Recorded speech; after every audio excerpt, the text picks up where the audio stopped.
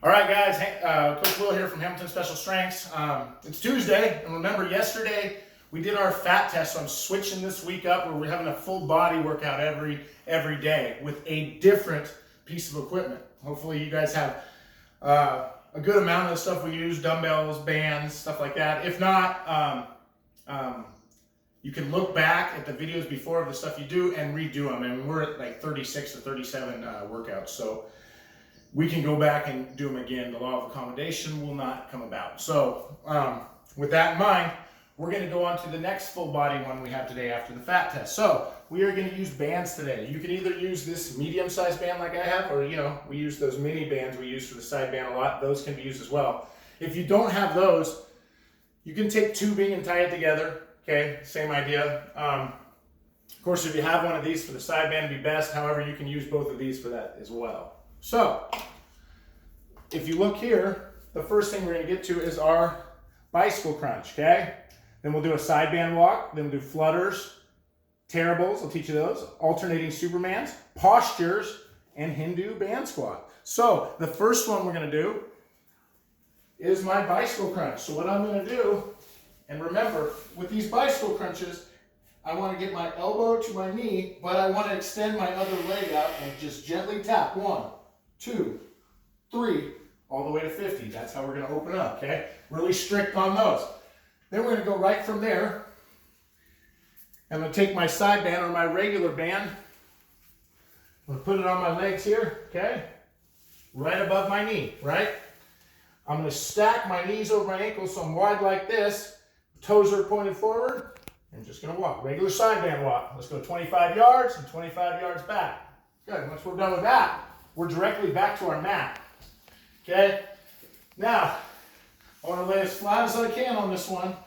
Hands underneath my butt, legs out straight, dorsiflexing the feet. And I want up and down.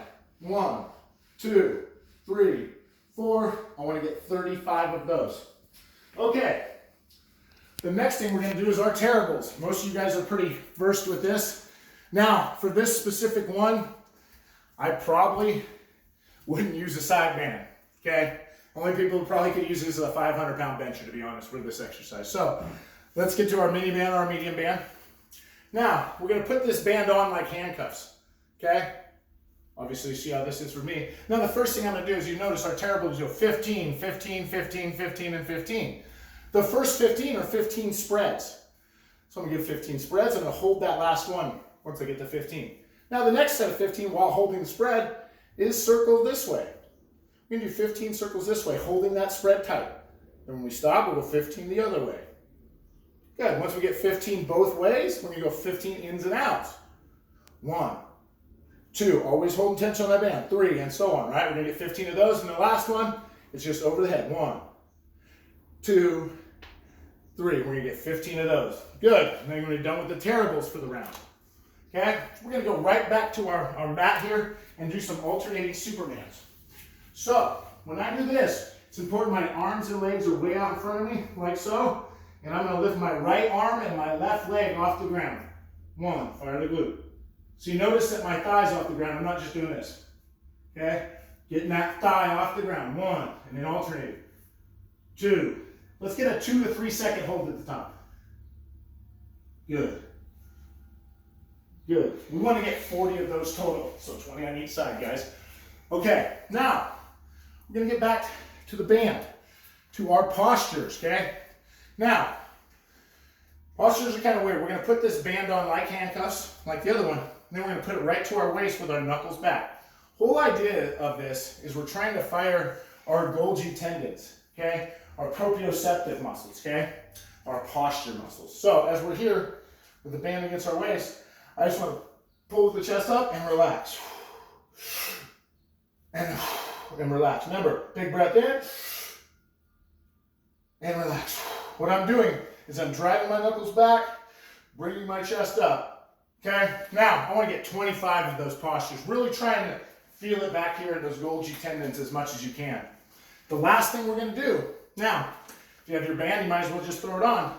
I want to get, at the end of this, 40 Hindu squats. Now, Hindu squats is just a name they give. The Hindu wrestlers of the 40s and 50s used to do tons of these. But I just want to get a band on. If you have a side band or one of these bands, it's best. Okay? And all we're doing is I just want to get 40 squats. Now, breaking just around 90 is what I want. I'm not really concerned if you're going to be low or not. It's just trying to get some volume. Now, one thing I want to be certain of is I'm not going way over the knees with over the toes with the knees, okay? Still sitting back, 1, 2, and so on. We'll get 40 of those, okay? Now, that gives you just one round of everything. I want to do this 5 different times, okay? Now, 5 different times, it'll wear you out pretty good. This is not going to be as isolating on the upper and lower body, obviously, because we're mixing around. But it's a good way, again, to get a higher fitness level during this week. So we're just changing up for your body. Now, I've talked about sled work. I'm going to give you guys a plan now, a 3-day plan for the week on how we're going to do sled work. So this doesn't matter if you're pulling it forward, backwards, but what I'd like to say is this. With athletes, the whole rule of thumb with pulling sleds is 2/3 of the work should be going forwards. 1/3 of the work is going backwards. So keep that in mind. If you do 1 week of sled pull backwards, let's do 2 weeks of sled pull forward. Okay, and this is how I want your weeks built around this, okay? The week sled plan, okay? Now, it doesn't really matter what sled you have, but we can keep it to this. So, Monday. Now, understand Monday in our plan. Wednesday in our plan and Friday in our plan are to do 3 different things. Monday's going to be our day to develop some power. It's going to be our heaviest day on the sled, okay?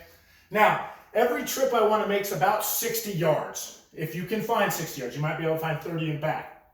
Okay, that's 60 yards as well. So with that, I want the heaviest weight on Monday on that sled, okay?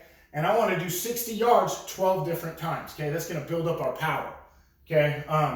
Now, rest time, okay? I want you to completely try to recover from this, but I want to keep the rest intervals under 2 minutes. So the more you can cut that rest interval down, obviously the better shape you're in.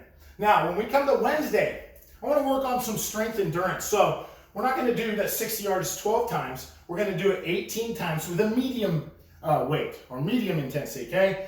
And I want to really work on that strength endurance during that time. This might be a time where you can really cut the rest intervals down a little bit. Obviously, there won't be as much weight on the sled as Monday, okay? Now, Friday, totally different idea.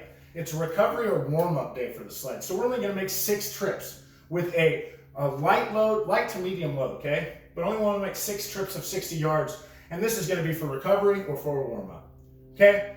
With this amount of work in every week, if we're able to switch, and remember, you can pull, I talked about forward and backwards, we can count lateral too. You can pull the sled sideways too, okay? Anything like that. Now, with this said, let's try every week to change the sled a little bit. So if we're pulling it, let's say we want to get those 2 sled days forward.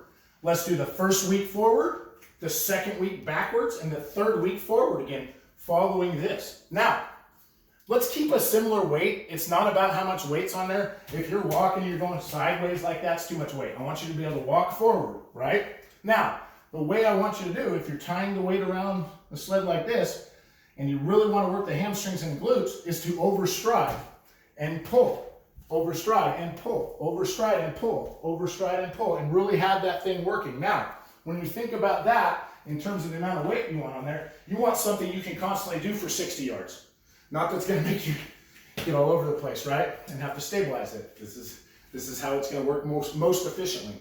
So, how I want you to play with it, instead of playing with the weight really on it, necessarily, is play with the rest interval that you need, okay?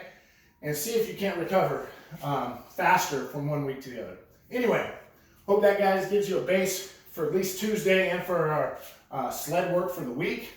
If you guys have any questions, comments, concerns, you know how to reach me, and we'll see you tomorrow.